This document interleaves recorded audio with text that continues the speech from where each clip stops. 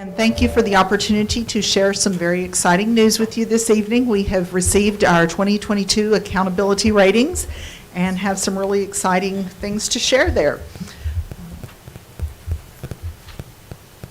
So we will start with Red Oak Elementary.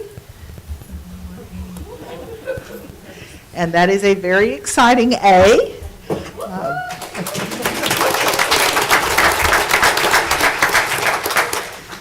They have some A's throughout, and they also have 2 distinctions. So just to talk about this a little bit on this one, and then I won't go through this each time. So if you'll look at the school progress area, you see academic growth and relative performance. The best of those gets counted. And then when you look at student achievement and school progress, the best of those gets counted. And closing the gaps gets counted for everybody. So there's 2 best ofs, and then everybody gets closing the gaps.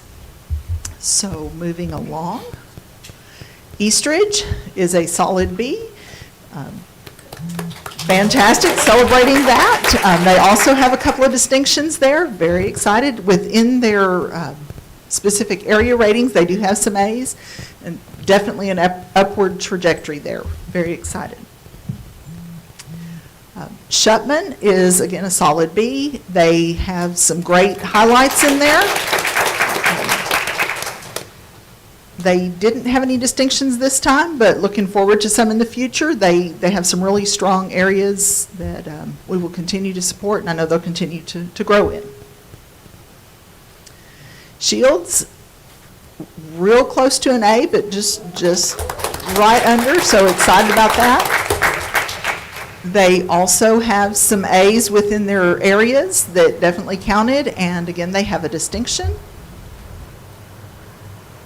Wooden, another A campus, very proud of them. And they are our campus with the most distinctions in the 3, have some real strong things going there. One of the things that I found very interesting about the distinctions, we have different distinctions at the campuses, which means we have some great things going on that we can share across campuses. So we've got some solid things that we can carry across when our elementary principals work collaboratively, as we know they do. Middle school, we know they've had some challenges in the last year, and Mr. Waller has worked very hard this summer to put some pieces in place to allow them to really focus on academic achievement. He's worked on the culture piece, and as you all know, that culture piece and the academic achievement piece go hand in hand, and it's almost a chicken and the egg thing. You have to have both of them in place, and again, they've done some trainings over the summer, some team building things over the summer to bring their faculty together and all be pulling in the same direction, so we look for really great progress here in the future. And high school also has a solid B, a couple of distinctions there, very proud of them. They have some strong scores there. Graduation rate and college career and military readiness are strengths for them. And as we look at the district, being a B, the district very closely matches high school usually, because there are some pieces that we only get from the high school, that college career and military readiness and the graduation rate carry over directly. So our elementaries and our middle school play into this certainly, but it's very normal that you see the district rating follow very closely aligned to the high school rating. So, any questions? That was just kind of a quick overview. txschools.gov has all of this and a lot more than I could share with you tonight, but that is your go-to resource for all things accountability. Any of these scores that you want to break out and see more detail on, it is all there. Pages and pages and pages of information. I just want to say congratulations to all of the campuses through the COVID years and trying to get back on task. And I believe that middle school will get there, especially once we alleviate the crowding, because that plays a big part. But I personally want to thank you all for working hard, and your staff's working hard. So. Same. All right. I think that's it. Okay. That's it. Okay, at this time, I'm going to have Steve Halsey from Corrigan to come up and give a brief overview, and I do want to echo that as he's coming up. Congratulations to all of you, and just hanging in there and moving forward. That's what we're all about. So as a team, we're going to do this.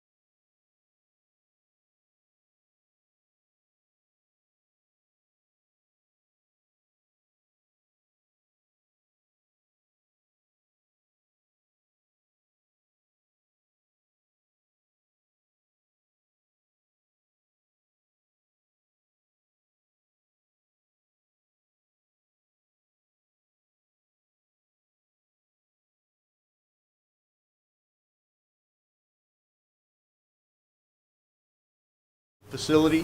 We've got an all-day session set up to talk to a whole team of people from the middle school about what they want in this building and what they want in each one of the spaces. So we're moving forward fast, and it's great. And we will be coming back to you in September with more updates, October with more updates, schematic design, drawings, all those things as we progress. So appreciate it. Brief update. We just got started, but I just want to let you know we're going fast. Thank you. Questions? Any questions? Okay. Thank you. Thank you. Okay, and at this time, I'm going to have Kevin Frills to come up, do a project update.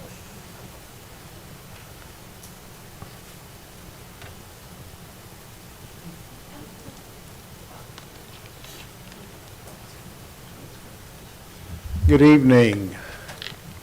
Tonight we're going to talk about learning cottages called the portables.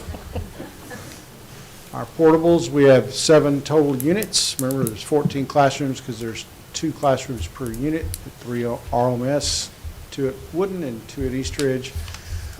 Red Oak City Council approved on Monday, August 8th, the placement of the portables, our site plans, and all of the paperwork was approved. The permits were issued by the City of Red Oak on Tuesday, and Tuesday, August 9th, the vendor started delivery. Let's talk about the middle school. Delivered on Tuesday, August 9th. They were set in place by Saturday. The inside is finished out on all 3 units. They're anchored, and the skirting is beginning, and it's almost done on 2 out of the 3, and the utilities are in progress. All those other things are things that we still have to do. The ramps, the utilities completed, the fire system installed, past final City of Red Oak inspection, technology installed, floors waxed, furniture delivered. So it's still going to be a little process. Mr. Stanford was out today with the City of Red Oak, and we passed our first inspection on the utilities. We were our first electrical utility inspection, so we're fired up about that. Here's when they bring those in. They bring them in a big truck, and those gentlemen really know how to drive those things and place them. Come in.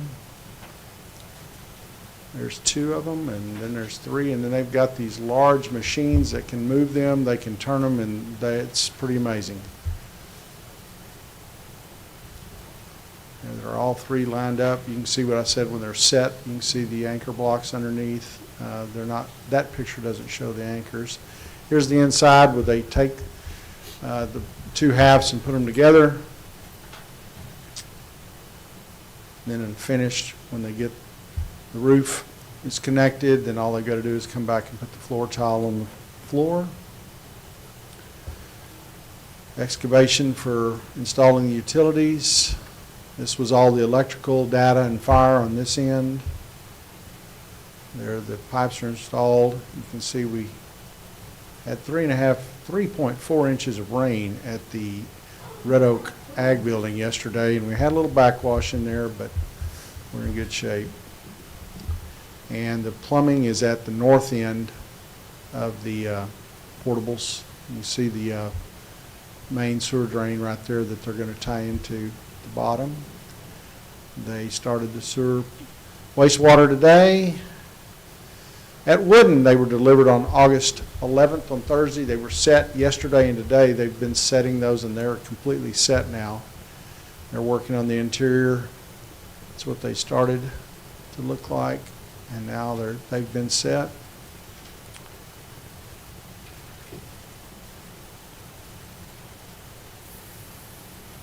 And East Ridge has been delivered. They're next. So once they finish at Wooden setting them, then they'll go to East Ridge, and there's another crew going to come back after we get all the utilities set. And these 4 will actually be a little bit easier because we don't have to deal with the water and the wastewater. So hopefully it'll be a little bit quicker at Wooden and at East Ridge. Any questions about the beautiful learning cottages? And we were excited that we got them as quickly as we did. There are many districts still on the waiting list.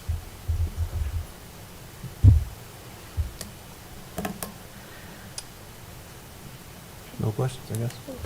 All right. Easy enough. Okay. All right. And I just had just one more thing I wanted to talk about. The Government Finance Officers Association of the U.S. and Canada has awarded a Certificate of Achievement for Excellence in Financial Reporting to Red Oak ISD for its annual comprehensive financial report for the fiscal year ending June 30th, 2021. The Certificate of Achievement is the highest form of recognition in the area of governmental accounting and financial reporting, and its attainment represents a significant accomplishment by a government and its management. So congratulations to Dr. Johnston and his staff on this amazing accomplishment. So very proud of him.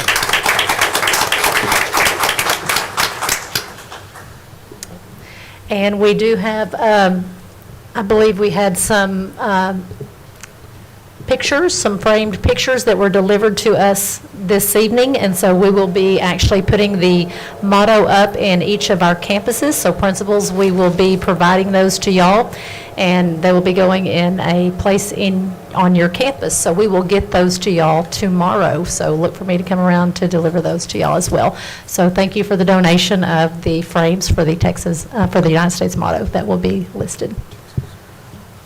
So is it possible to have I don't know who donated the frame motto, to be able to have them come to September board meeting to recognize them for the donations? Absolutely, we can do that. We can do that. Okay. Is it okay with the board if we go ahead and set those in place, or would you like us to wait until after the presentation? Ms. Story, would you like us to go ahead and put those in place, or would you like us to wait till the presentation in September? Sure, you could just have one example. Okay. Okay. Presentation. Okay, so I'll go ahead and deliver those to y'all tomorrow, and then we'll put that on the agenda for September as a recognition. That's all I had. That's it? All right, next we move into our open forum. We have one that signed up tonight, Mr. Stony Pete.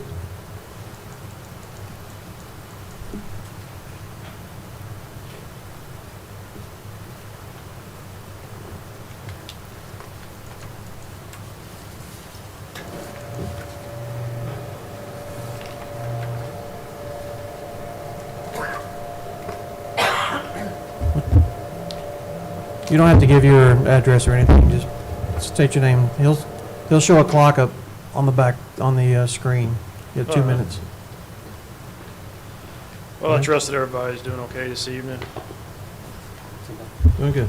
All right. I just wanted to bring attention, just a matter that of equality. So my name is Stony Pate.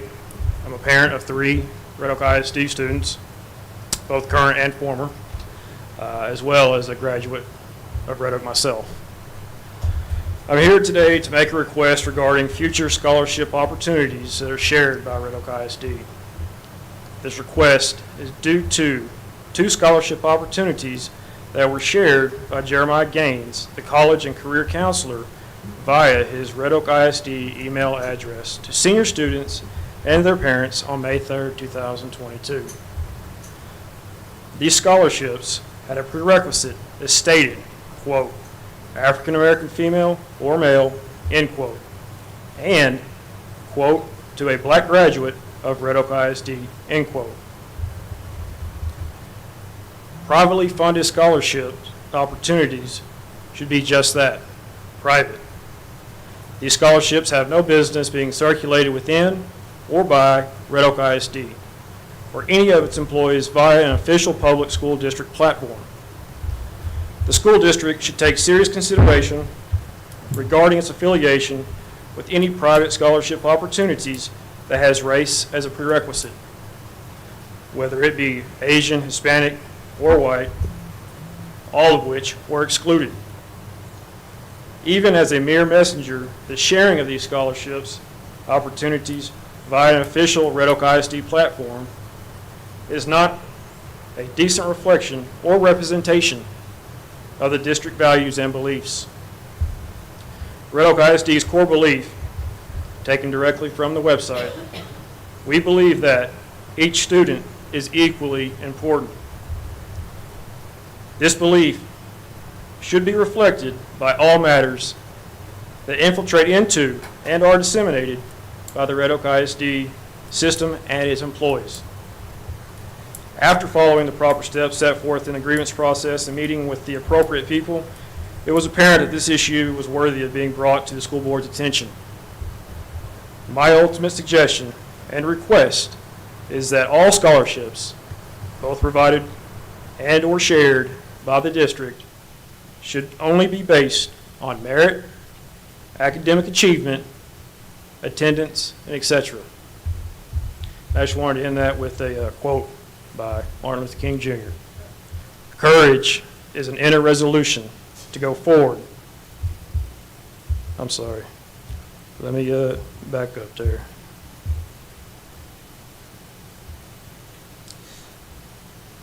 Well, anyway, let's just put all differences aside and have everybody equal. That's all I ask, regardless of race. Thank you. Thank you.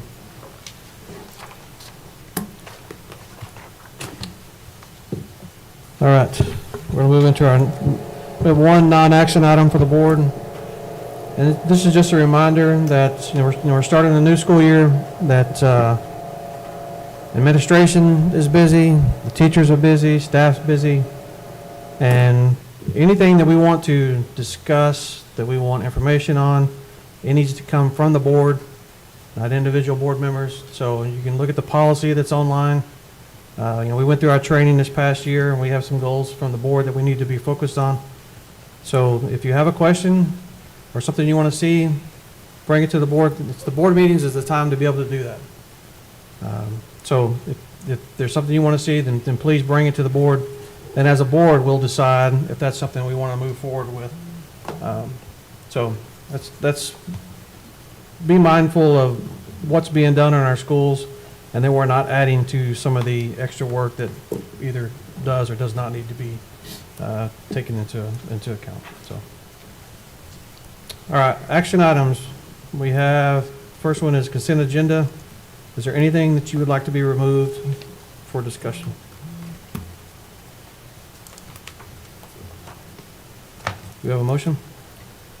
I move to approve the consent agenda as presented. Second. We have a motion by Ms. Peterson, a second by Ms. Knight. All in favor say aye. Aye. Any opposed, same sign. Passes 5-0. Consideration and approval of 2022 tax rate and resolution setting tax rate. Dr. Bill Johnston. Thank you. Good evening. Again, the administration is we presented in June a potential prospective tax rate. We got our final numbers at the end of July, property values. And again, we're recommending that the school board adopt the tax rates as presented which is a voter-approved tax rate of $1.291 per $100 of property value.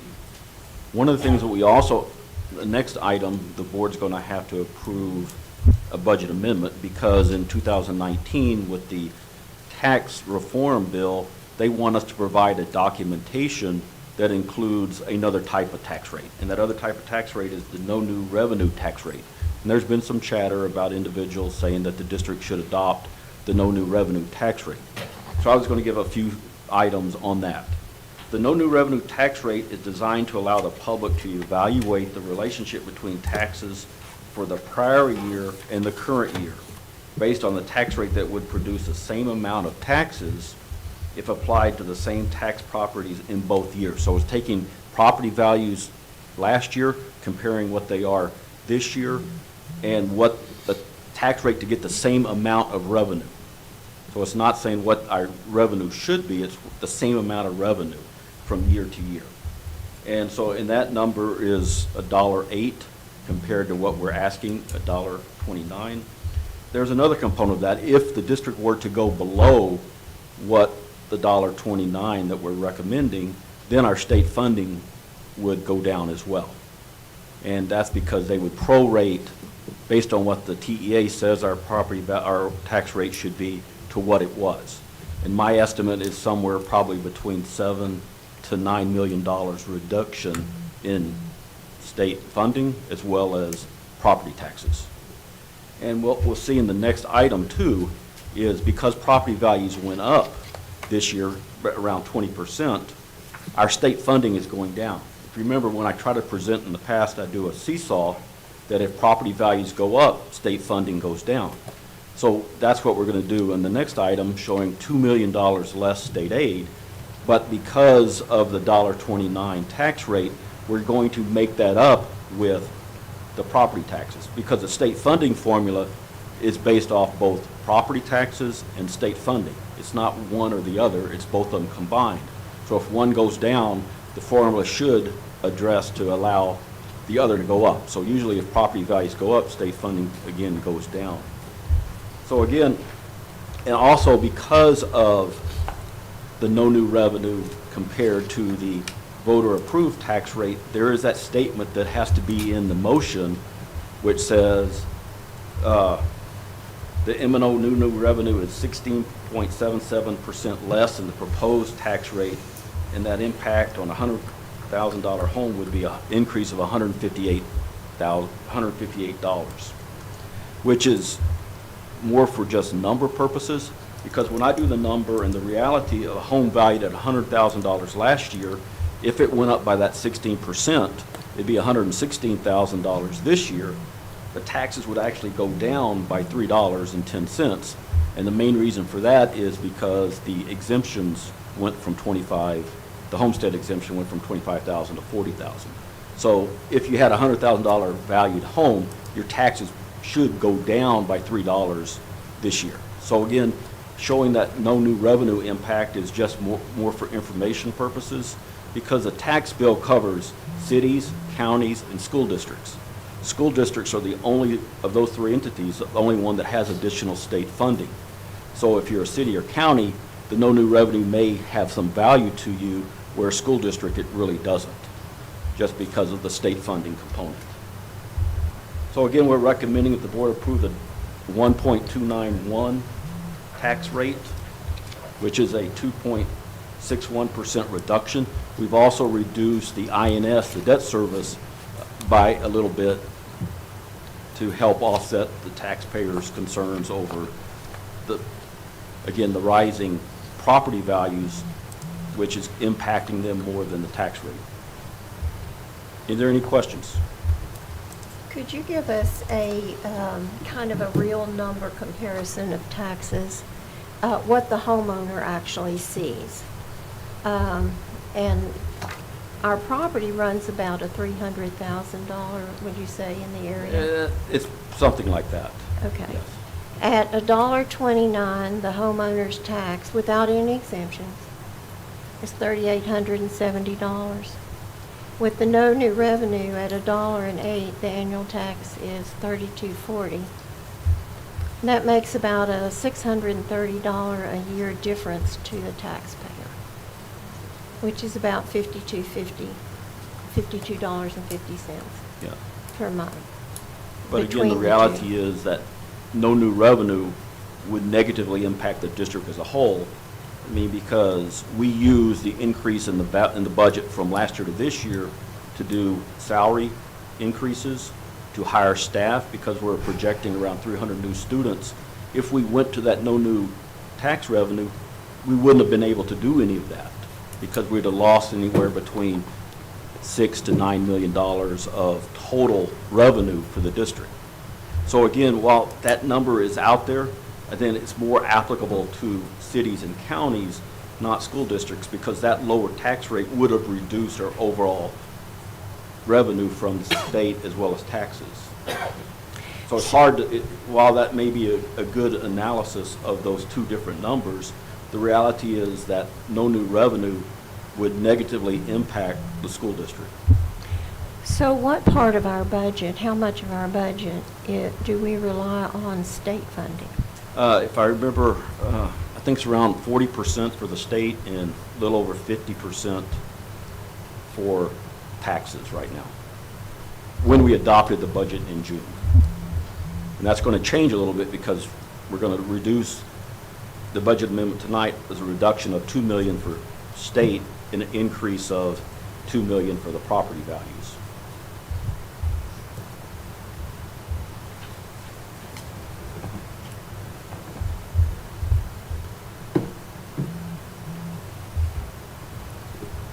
So you're saying our decrease is not just about tax, what we would take in from tax revenue?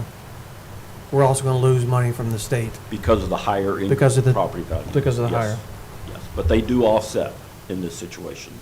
So we're not losing revenue, or we're not even really gaining any revenue. They're pretty much at an even offset. It's amazing our state rep kind of leaves that part out, Yes. that the state cuts their funding, Yeah. as he pushes everything down to the local level. Mhm. He forgets about the part that he's responsible for.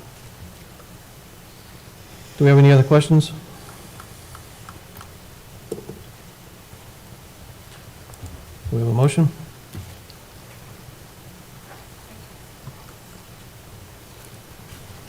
I move that we adopt the resolution setting a tax rate, establishing the 2022 tax rate of 1.2910, which is .9429 for maintenance and operations and .3481 for interest and sinking per $100 of property value.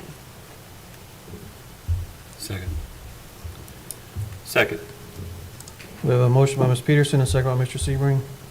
All in favor, say aye. Aye. Any opposed, same sign. No. Motion passes 4-1.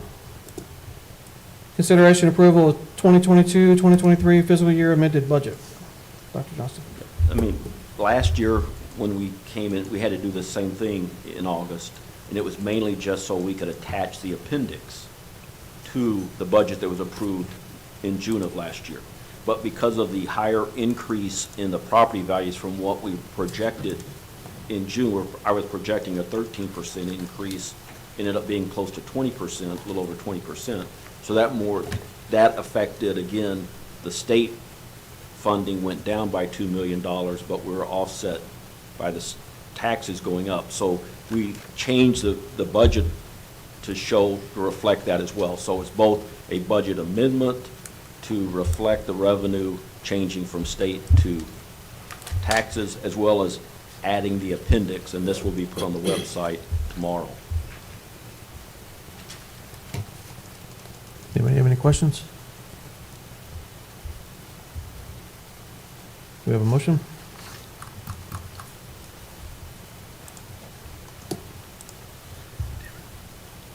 I move that we approve the amended 2022-2023 fiscal year budget and appendix for the general operating fund, student nutrition fund, and debt service fund as presented.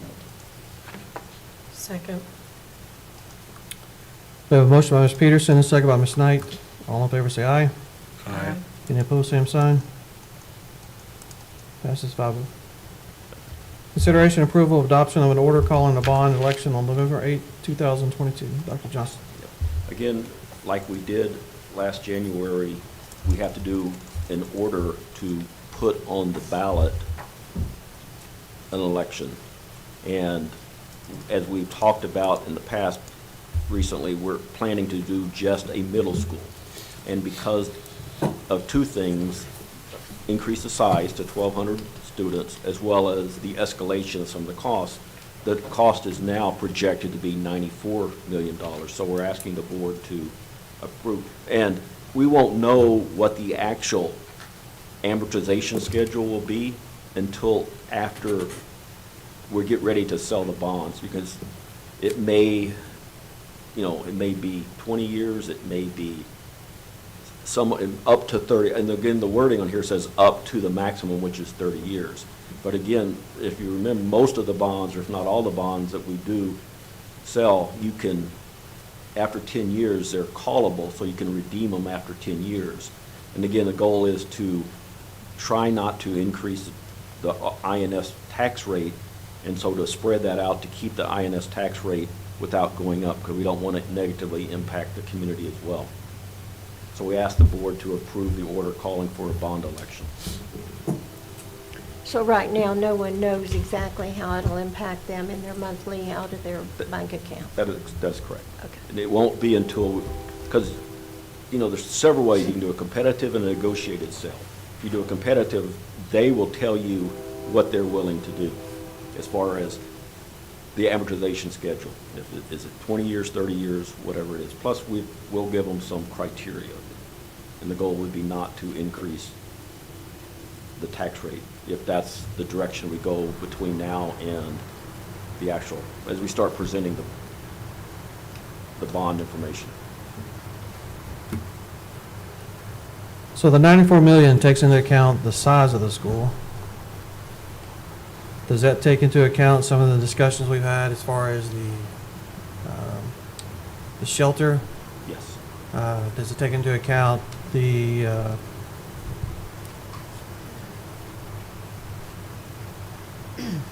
I can't think off the top of my The head. safety and in the energy management, all of those Yeah. things that we discussed are actually proposed in there. That's correct. Well, my assumption is that the energy efficient, those are kind of built in every Yes. school now today anyway, so Yes. that's kind of the norm, but, we had some specific things that we talked about.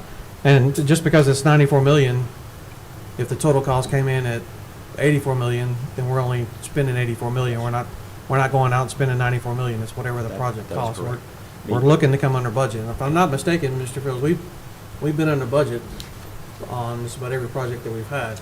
So, the goal is to, just because we have 94, doesn't mean we That's spend 94. So, Yes. I know that we project some costs to go up, but they could also go down too. So That's correct. And it's just this is a bond for the middle school and the middle school property. It's not for whatever else we want to build it. It's That very is correct. specific for Yes. that. Yes. And that's what we need to stick to. Okay. Do you have a motion? Or does anybody else have any questions? Sorry. Sorry. Jumped the gun a little bit. I don't You have a know. question? Well, the last bond was 86.5 for the middle school, but it had $1.5 million in it for upgrades into the existing middle school. Yes. So it was really 85 for the For the new middle school, the yes, new ma'am. middle school. Yes, ma'am. And it had $16 million worth of escalation in it, projected. Well, it's also a bigger footprint, going from 1,000 students to 1,200 students. So that added more space in classrooms. Right. Yes. So that's part of that number. We'd still like to get it at 85. Yeah, make no doubt about it. All right. You can You have a do motion? 80, I'm in on that. You have a motion? Anybody? I move to approve the order calling a bond election on November 8th, 2022. Second. We have a motion by Ms. Peterson, a second by Ms. Knight. All in favor, say aye. Aye. Aye. Any opposed, same sign. Passes 5-0. Consideration and approval of resolution expressing official intent to reimburse cost of projects. As we talked, back in the July meeting about moving forward with the pre-design phase, one of the requirements before we can legitimately do that, include that as part of the bond, is to have a resolution approved by the board to allow for the reimbursement of costs that happen before a bond is actually sold, or before the election and the bonds are sold. So this is just asking the board for the authorization to include this in the bond when the bond passes, up to the 1.3 million.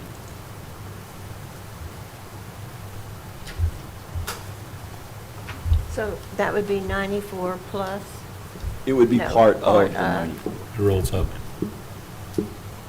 Because this is, again, all part of the architect cost, and so it's not added on top of, it's part of what they would get anyway if we didn't start before the bond, or before the bond election is. And did we determine that the state tells the architects pretty much what their fee can be, like 6%? Yes, ma'am.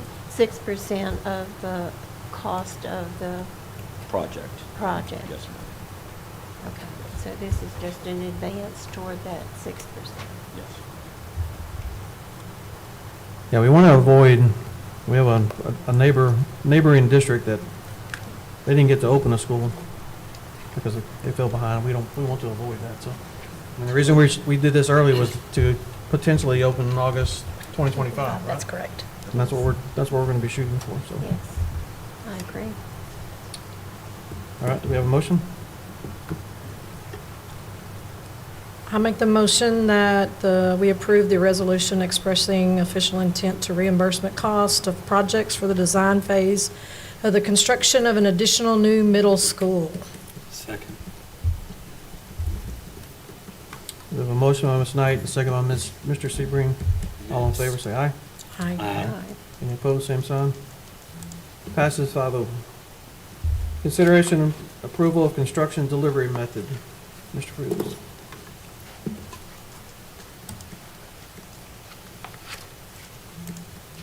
Remind Dr. Johnson, his name's on here also, but he went to sit down. He needs a rest.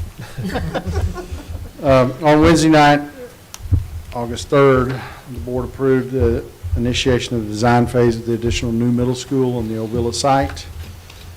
By law, there are basically 6 different methods of construction procurement for school districts, and especially for a project this size. There's seal bid, there's competitive seal proposal, there's job order contract, there's design build, there's construction manager agent, and the final one that we're looking at tonight is construction manager at risk. The majority of the projects, as it's listed here throughout the state of Texas at this juncture of size and scope, are used construction manager agent. It gives us, as Mr. Anderson alluded to earlier, that guaranteed maximum price when we get to that point.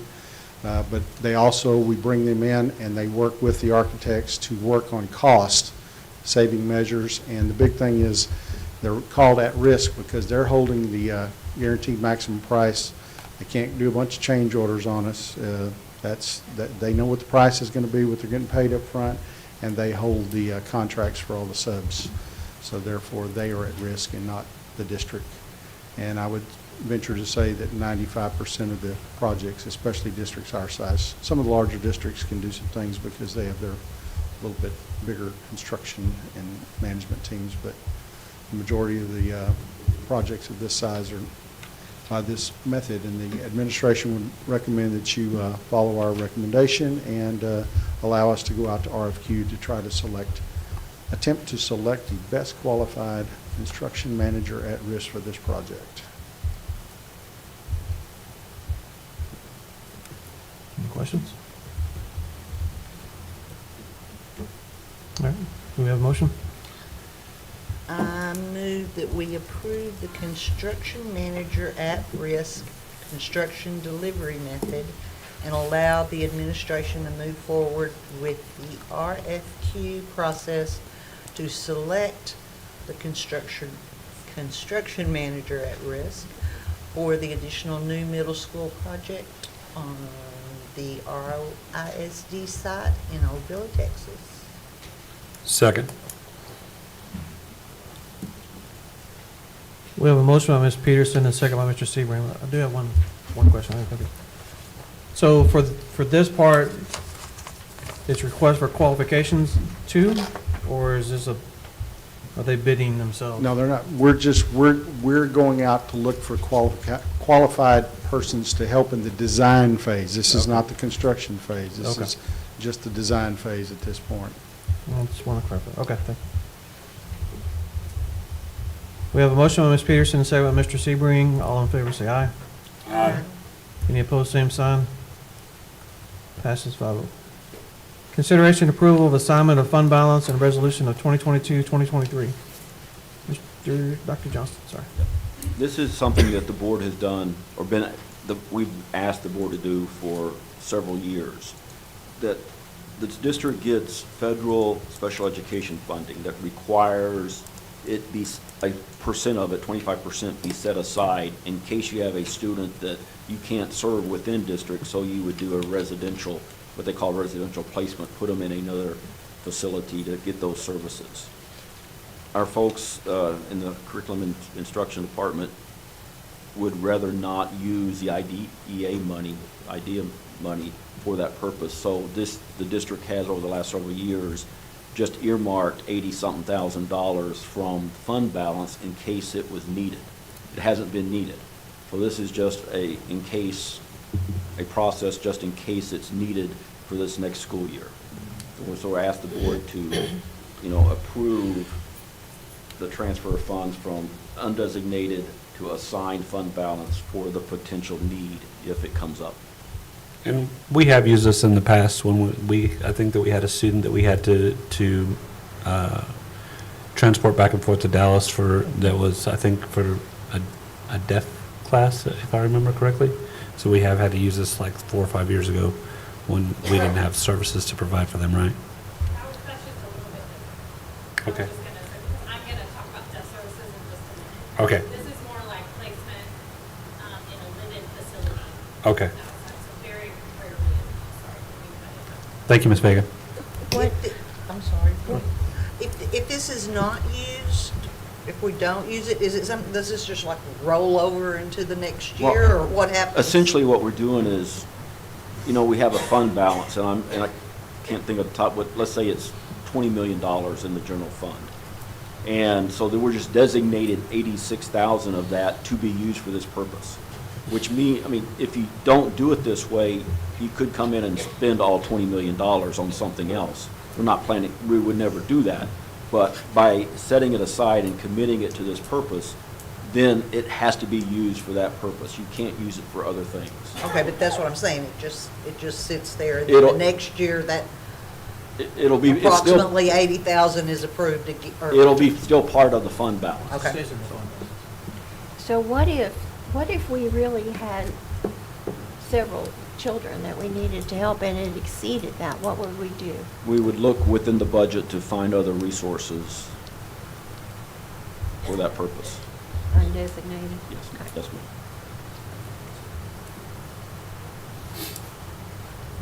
All right, we have a motion. I move that we approve the transfer of funds from undesignated 3,600 to assigned 3,590 fund balance for potential residential placement. Second. We have a motion by Mr. Sebring, a second by Ms. Knight. All in favor, say aye. Aye. Any opposed, same sign. Passes 5-0. Consideration and approval of TASB local policy update 119. Ms. Sewell.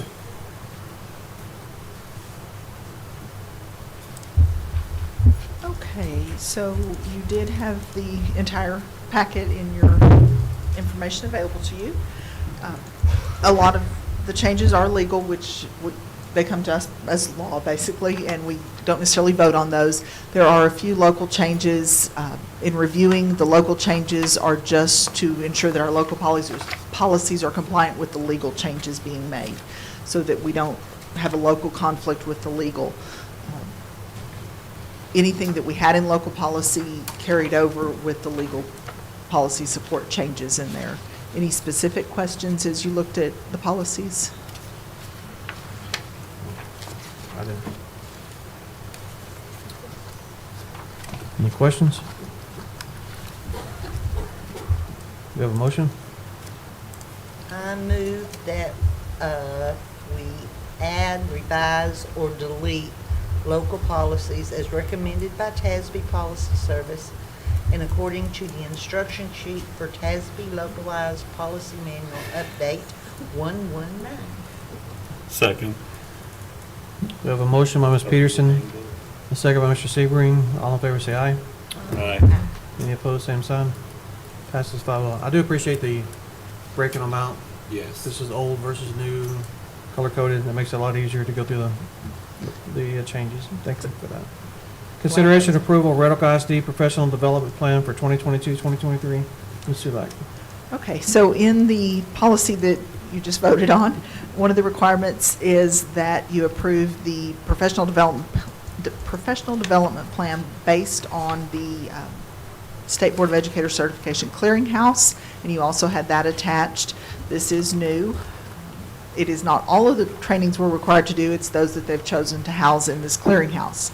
So they include suicide prevention, strategies for establishing and maintaining positive relationships among students, including conflict resolution, preventing, identifying, and responding to and reporting incidents of bullying, safety training program, and that is specific to UIL, increasing awareness of issues regarding sexual abuse, sexual trafficking, and other maltreatment of children, increasing awareness and implementation of trauma-informed care, and administration of an epinephrine auto-injector. Some of these are included already in the required trainings that all of our staff do every year. This year they went out, I think, like July 1st, and we have until basically the end of September. Everybody completes them online on their own. Some of our departments choose to bring everybody together, and they all do the trainings together, but those are delivered to all staff. We have a list for basically our certified staff and our support staff based on the requirements of their position. So that is reflected in the additional document that you have. Anything that's not included in those trainings, I've made notes as to how we plan to deliver that, either through the year or it's already been delivered, and who is kind of responsible and how that gets delivered. We did address all 7 of the requirements here. One of them we put in place, and let me look at which one that is.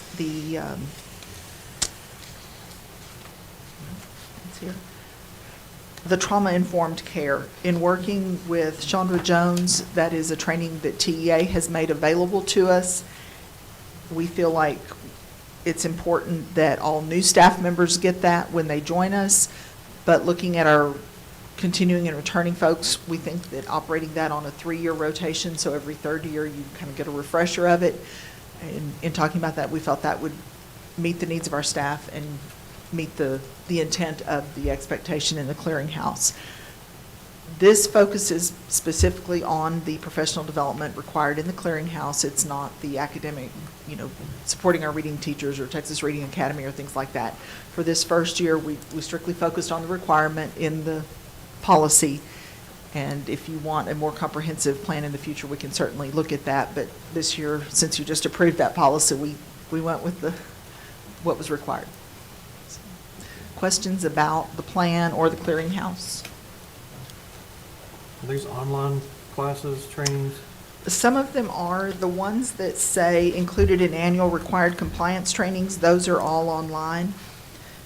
The other ones, I know that some of the safety stuff Mr. Anderson did with his staff in a back-to-school setting. Our principals do some of these with their staff in various meetings. So just working with all of our district staff and our campus staff to ensure that these trainings are being delivered in the time frame they need to be. But if each campus is doing their own training, are they all using the same curriculum, same training set? The So intent. no matter where you go, you start off at one campus and you move to another campus, or Right. training will be the same? The trauma-informed care is one that we'll work with the campus to deliver as they have time and can work that into their schedules. And yes, there is a website that Ms. Jones provided that will do basically just exactly what you said. They'll all have access to the same resources. The ones that are done through the compliance training, everybody in the whole district gets exactly the same thing. Okay. All right, any other questions? We have a motion? I'll make the motion that we approve the Red Oak ISD Professional Development Plan for 2022-23 as presented. Second. We have a motion by Ms. Knight, second by Ms. Peterson. All in favor, say aye. Aye. Any opposed, same sign. Passes 5-0. Thank you. Thank you. Thank you. Consideration and approval of shared services agreement with Mesquite Regional Day School Program for the deaf. Rebecca Baker. Hello. Okay, now we're going to talk about services for our students who may be deaf or hard of hearing. So we have participated in a shared services agreement with Mesquite ISD for several years. It's time for us to re-up and sign that. We would use this in the event that a Red Oak ISD student with an auditory impairment that was so severe that we could not service them in our school would go to the Mesquite Regional Day School for the deaf.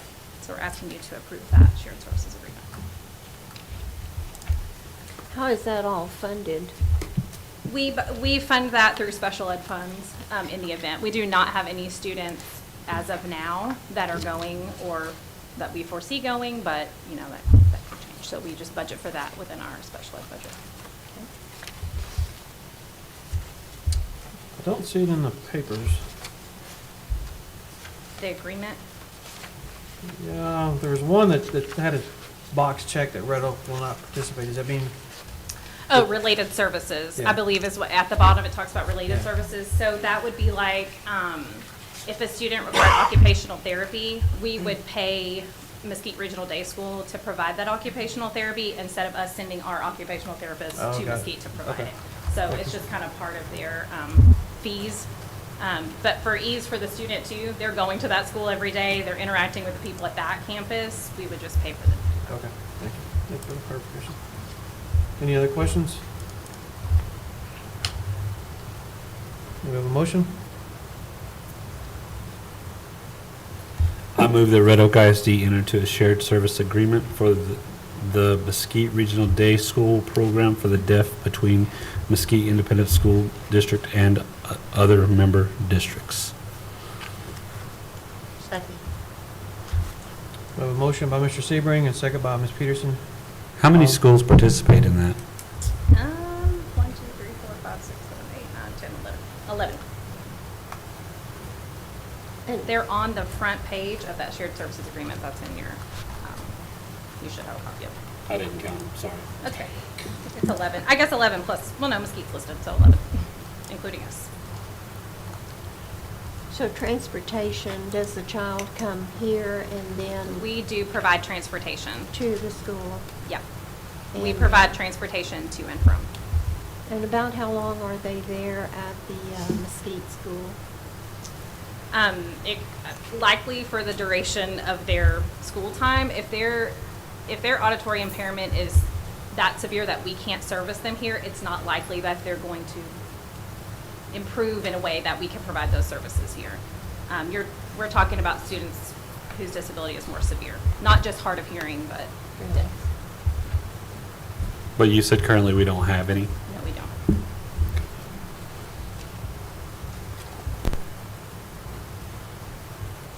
Thank you. We're good? Okay. Is that? Waiting on me to close it up. Make a motion. Oh, I wrote on the wrong one. Yeah, sorry. I have it marked, but I wrote on the wrong one. Did we vote? No. We had a motion by Mr. Sebring, second by Ms. Peterson. Yes. All in favor, say aye. Aye. Any opposed, same sign. Passes 5-1.